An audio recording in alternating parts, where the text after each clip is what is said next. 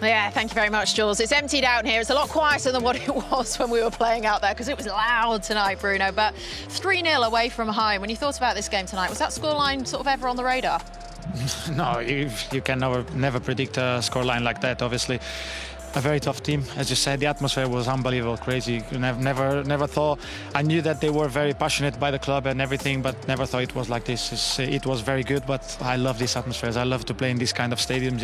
It's very good, and obviously, as you said, the result for us is unbelievable. We could in the first half get that result, and then in the second half control the game, which I think we should push a little bit more into that second half, be a little bit quick on the ball to go forward. But we control the game, and that is good.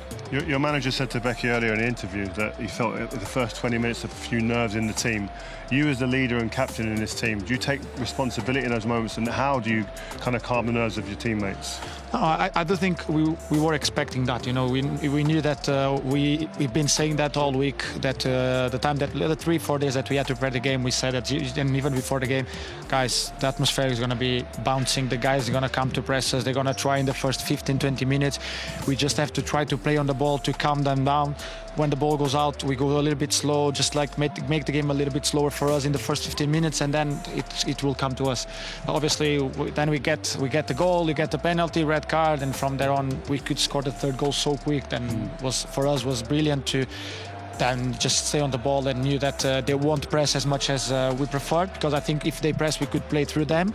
And as I said, we were a little bit slow on the ball, just like waiting for them to step up, but they wanted to keep this result like this to try to come back in the next game, and we need to be very aware of that. Bruno, you've got ice in your veins. You are the calmest man under pressure in any moment, it would seem. I know Ree's done the maths on this one more than me, haven't you, with the number of sort of goals and involvements that Bruno has. 37, I think. I know you must know. 37 goal involvements this season. Like, it's crazy. You're on the route to like 20 and 20 almost.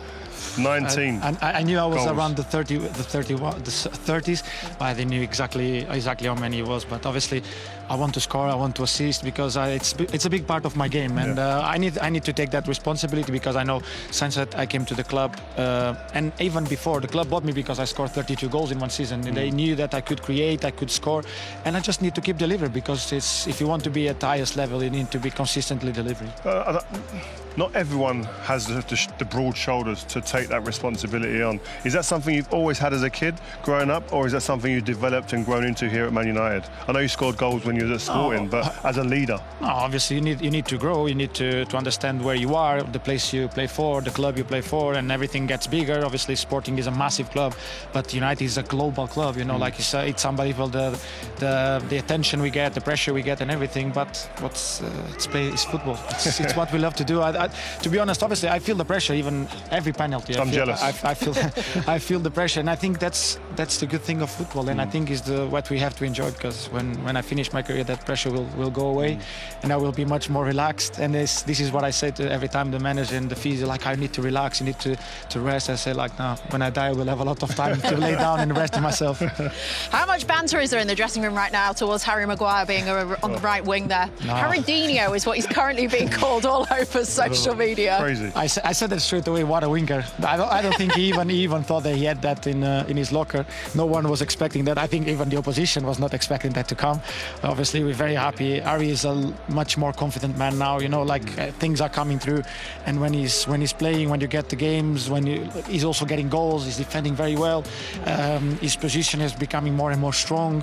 He's a very good leader. So it's a good thing for him, and we hope it just keeps improving, because at this club you need to keep improving all the time. You can't just stop. So we'll be seeing you here in a few weeks, yeah? I hope so. That's the Finish goal. your job. That's the goal, and that's what I said. We want our fans to travel twice to Bilbao, and ourselves too.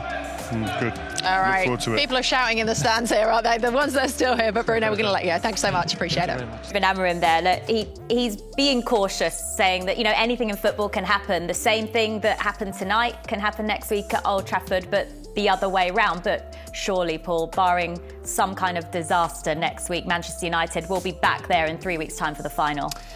Look, yeah, they should be, and you'd be very confident of that happening. I think he spoke well there. He said he was really happy with the result, but he understands the result as well. You know, they had a couple of great chances at 0-0.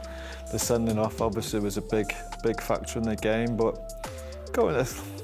going to a place like Bilbao, we all said before the game how tough that place is to go, and they struggled first 20 minutes. It was difficult for them. We said Ugarte gave the ball away a couple of times, Dorgu the same as well.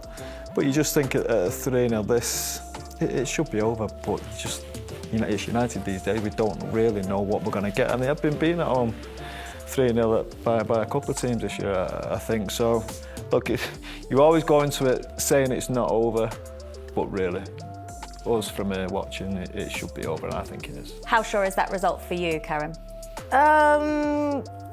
I just want them to get through the first 20 minutes next week. Once they get through that, then I'll be happy. Because, like you said, Paul, the first 20 minutes of today's game, they have some quality. But I thought the experience, it was a classy performance from Manchester United today. But you have to have the manager's mentality of it is only half time, because if you go in there a bit too arrogant, a bit too cocky at times, you can get found out. And these are the early chances that they'll have to be mindful of. But fingers crossed in front of Old Trafford, fingers crossed some players are rested. You'd think they can ride this storm again like they have done today, but there's certainly